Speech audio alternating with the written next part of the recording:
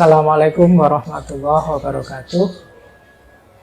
Teman-teman sekalian, kalau saya mengucapkan kata filsafat, kira-kira apa yang muncul di kepala teman-teman sekalian?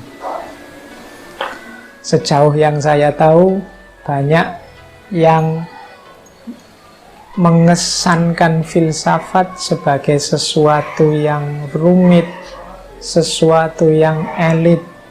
Bahkan jangan-jangan ada yang punya keyakinan filsafat adalah sesuatu yang haram. Sebagai sebuah pendapat, saya kira hak setiap orang untuk suka atau tidak suka dengan filsafat. Tapi kalau kata filsafat ini saya ganti dengan istilah berpikir yang benar, mungkin pendapat teman-teman tentang filsafat akan berubah. Hakikatnya memang filsafat adalah satu disiplin kajian yang mengajarkan kepada kita cara berpikir yang benar. Di beberapa kesempatan sering saya sampaikan, orang boleh saja tidak suka dengan filsafat, tapi tidak mungkin orang tidak mau berpikir yang benar. Padahal hakikatnya filsafat itu ya berpikir yang benar itu. Jadi ada adagium dalam bahasa Arab yang teman-teman mungkin sering mendengarkan, al-insanu hayawanun natik. Manusia adalah binatang yang berpikir. Jadi berpikir adalah penciri utamanya manusia. Berarti ketika seseorang kehilangan kualifikasi dirinya dalam berpikir, dia tinggal hayawannya, tinggal unsur kehewanannya. Dari titik ini sebenarnya bisa kita simpulkan bahwa filsafat itu sangat penting untuk kehidupan kita.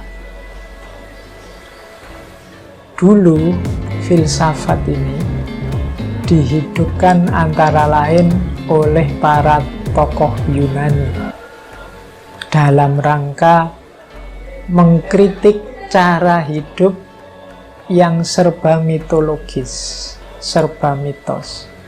Jadi di awal kelahirannya di Yunani, filsafat ini mengkritisi cara hidup yang serba mitos. Teman-teman mungkin pernah membaca bagaimana orang Yunani zaman dulu sangat terikat dengan mitos-mitosnya, dewa-dewanya, ada Zeus, ada Thor, dan lain-lain. Nah, filsafat hadir karena tidak puas dengan jawaban-jawaban mitos.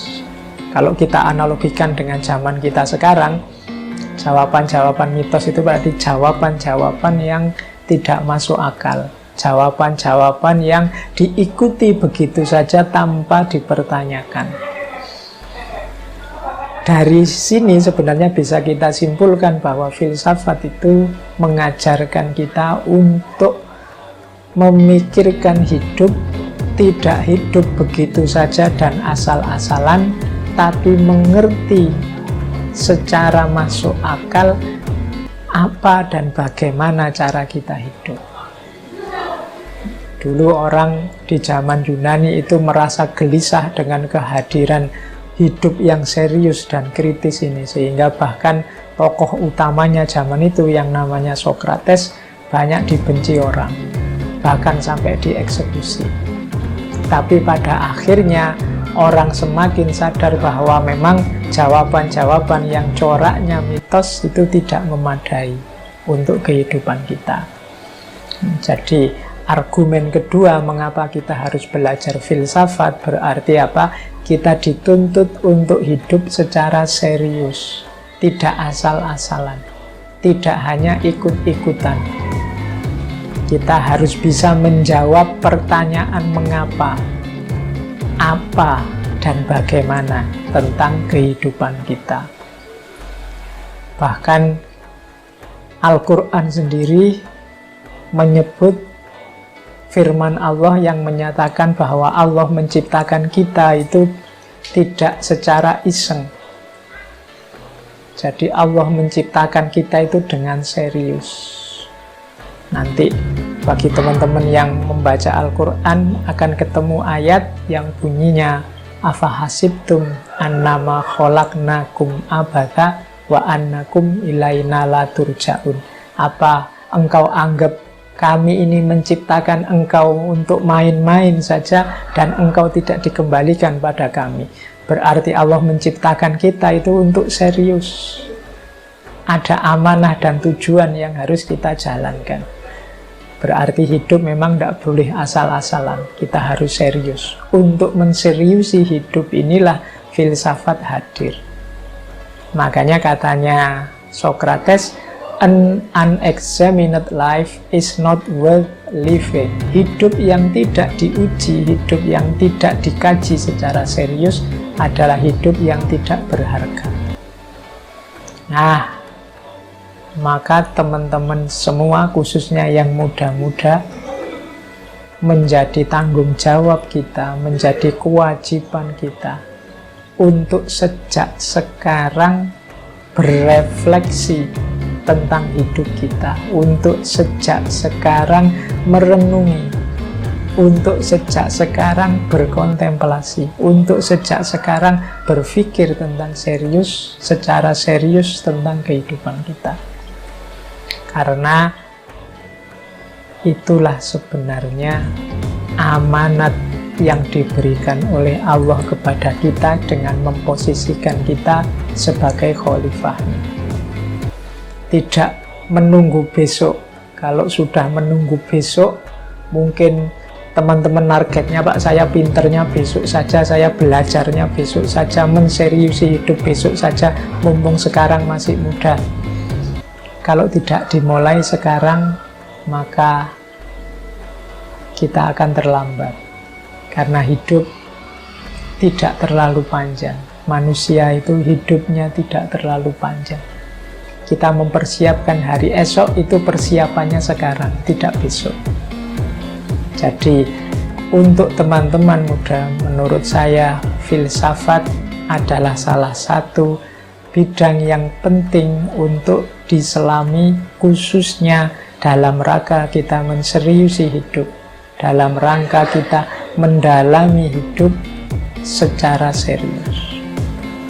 Jadi, teman-teman muda, sudah saatnya untuk mulai belajar filsafat. Dulu dalam sejarahnya, kalau teman-teman mau jeli, coba dilihat peradaban-peradaban besar dunia yang itu merupakan puncak-puncaknya peradaban sepanjang sejarah. Selalu saja penguasanya adalah yang menguasai ranah filsafat dan ilmu pengetahuan. Yunani dulu puncak peradaban, dan disitulah hidup dengan subur filsafat dan ilmu pengetahuan. Romawi yang nanti melahirkan peradaban besar Eropa juga begitu. Islam dulu jadi penguasa, jadi puncaknya peradaban dunia ketika filsafat dan ilmu pengetahuan hidup. Dan sampai hari ini, di mana peradaban jaya, disitulah filsafat dan ilmu pengetahuan hidup. Ternyata bukan politik dan juga bukan ekonomi, tapi filsafat dan ilmu pengetahuan.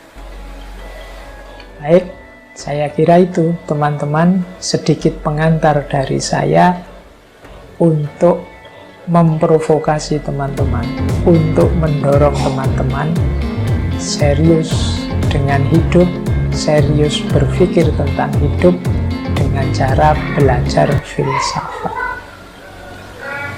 Saya akhiri sekian, sedikit uraian pemancing dari saya. Kurang lebihnya mohon maaf. Wassalamualaikum warahmatullahi wabarakatuh.